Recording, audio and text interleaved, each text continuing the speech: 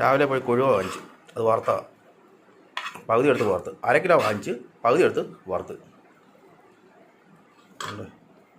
ഇതേ ഈ പാത്രത്തിൽ നിന്ന് എടുത്ത്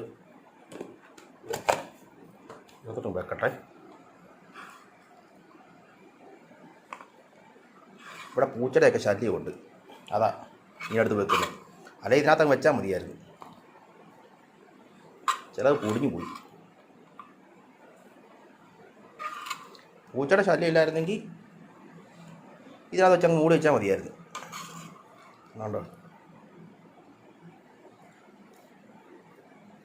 എന്നിട്ട് അടച്ചങ്ങ് വെക്കും. ഇത്